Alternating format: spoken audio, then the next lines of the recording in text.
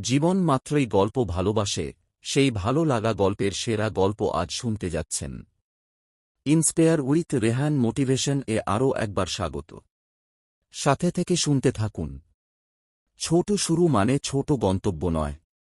একটি ছোট গ্রামে রিফাত নামে এক ছেলে বাস করত। তার পরিবারের আর্থিক অবস্থা খুবই সাধারণ ছিল। পড়াশোনার পাশাপাশি তাকে বাবার ছোট দোকানেও কাজ করতে হতো। অনেকেই তাকে বলত, তুমি এত বড় স্বপ্ন দেখো কেন? তোমার পক্ষে এসব সম্ভব নয়। কিন্তু রিফাত মানুষের কথায় থেমে যায়নি। প্রতিদিন একটু একটু করে নিজেকে গড়তে শুরু করল। অন্যরা যখন অবসর সময় কাটাত, সে তখন বই পড়ত, নতুন কিছু শিখত এবং নিজের দক্ষতা বাড়াত। শুরুতে তার প্রচেষ্টা কেউ লক্ষ্য করেনি। অনেক ব্যর্থতাও এসেছে।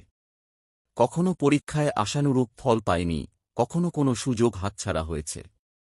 এতক্ষণ সাথে থেকে শোনার জন্য ধন্যবাদ। সাথেই থাকুন, জীবন বদলাবে। তবুও সে হাল ছাড়েনি। কারণ সে জানত, বড় সাফল্য একদিনে আসে না, ছোট ছোট প্রচেষ্টার ওপরই বড় অর্জনের ভিত্তি গড়ে ওঠে। বছর কয়েক পর সেই সাধারণ ছেলেটি নিজের পরিশ্রম ও অধ্যবসায়ের মাধ্যমে সফল উদ্যোক্তা হয়ে উঠল। একসময় যারা তার স্বপ্ন নিয়ে হাসাহাসি করেছিল, তারাই আজ তার সাফল্যের গল্প উদাহরণ হিসেবে বলে। শিক্ষা শুরুর অবস্থান নয়, গন্তব্য নির্ধারণ করে আপনার অধ্যবসায়, পরিশ্রম এবং শেখার ইচ্ছা। তাই আজ আপনি যেখানে আছেন, সেটাই আপনার শেষ ঠিকানা নয়। ছোট শুরু হতে পারে, কিন্তু আপনার স্বপ্ন ও গন্তব্য হতে পারে আকাশছোঁয়া।